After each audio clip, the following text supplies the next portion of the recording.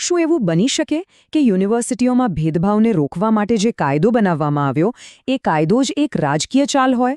ચાલો આ આખા મામલાને જરા સમજીએ.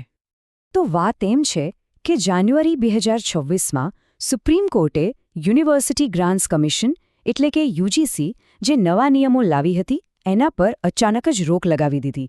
આ નિયમો કેમ્પસમાં થતા ભેદભાવને રોકવા માટે બનાવવામાં આવ્યા હતા. તો સવાલ એ થાય કે શું આ માત્ર કોઈ કાયદાકીય ભૂલ હતી? ના, એક વિશ્લેષક ડોક્ટર લક્ષ્મણ યાદવ આ વાત માનવા તૈયાર નથી. એમનું તો એવું કહેવું છે કે આ બધું એક મોટી યોજનાનો ભાગ હતું, જાણે કે પહેલેથી જ નક્કી હતું કે આ નિયમ ફેલ જ જશે.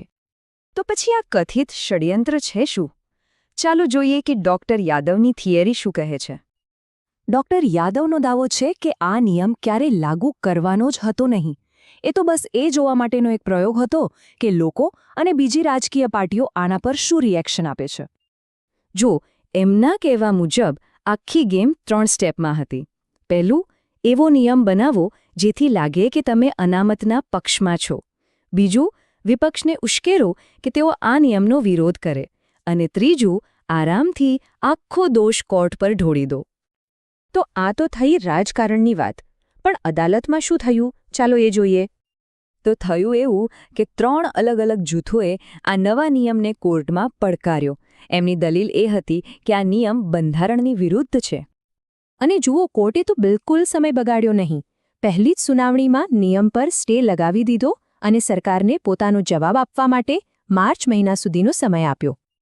પણ અસલી સવાલ એ છે કે કોર્ટને આ નિયમમાં એવું તે શું દેખાયું કે તેને અસ્પષ્ટ કહીને રોકી દીધો. ચલો આની પાછળનું કાનૂની કારણ સમજીએ. ધારો કે એક નિયમ છે જે કહે છે કે કોઈ પણ કારણસર કોઈની પણ સાથે ભેદભાવ ન થઈ શકે. એકદમ સીધી અને સિમ્પલ વાત, બરાબર ને? તો બસ આ નવા નિયમમાં પણ આવી જ એક કલમ હતી. પણ પછી એ લોકોએ એક બીજી કલમ ઉમેરી. અને આ કલમ ખાસ કરીને એસસી, એસટી અને ઓબીસી સમુદાયો સામે થતા જાતિ આધારિત ભેદભાવ પર ફોકસ કરતી હતી.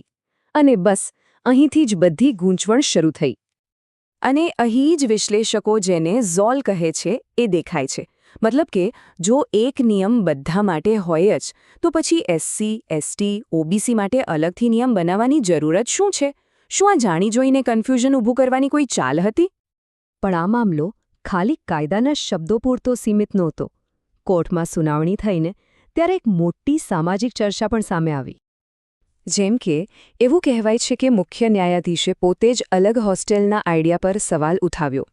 એમણે ચિંતા વ્યક્ત કરી કે શું આનાથી સમાજ વધારે વહેંચાઈ નહીં જાય? પણ આ સિક્કાની બીજી બાજુ પણ છે. ઘણા લોકોનું માનવું છે કે આ વાત એ વાસ્તવિકતાને ભૂલી જાય છે કે કેમ્પસમાં થતા ભેદભાવને કારણે જ તો આવી અલગ અને સુરક્ષિત જગ્યાઓની જરૂર પડી હતી. કોર્ટ તરફથી એક બીજો પણ સવાલ ઉઠાવવામાં આવ્યો કે ભાઈ, હવે તો અનુસૂચિત જાતિના ઘણા લોકો આર્થિક રીતે સદ્ધર થઈ ગયા છે. તો શું હજુ પણ આવા જાતિ આધારિત રક્ષણની જરૂર છે? ક્યાંક આપણે પાછા તો નથી જઈ રહ્યા? હવે આના જવાબમાં જે દલીલ આવે છે એ બહુ જ મહત્વની છે.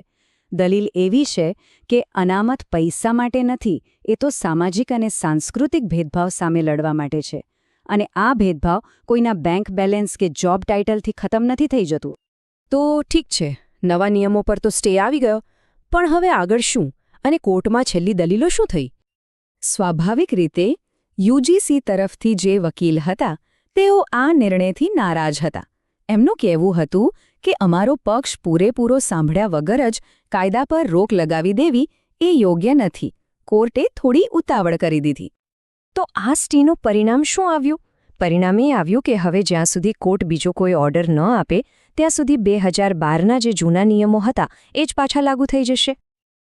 આ બધી વાત આપણને એક બહુ મોટા સવાલ પાસે લાવીને ઊભી રાખી દે છે કે જો રક્ષણ માટે બનાવેલા કાયદા જેવી રીતે બનાવવામાં આવે કે તે તૂટી જાય તો પછી ન્યાયની આશા રાખનારા લોકો આખરે જાય તો જાય ક્યાં?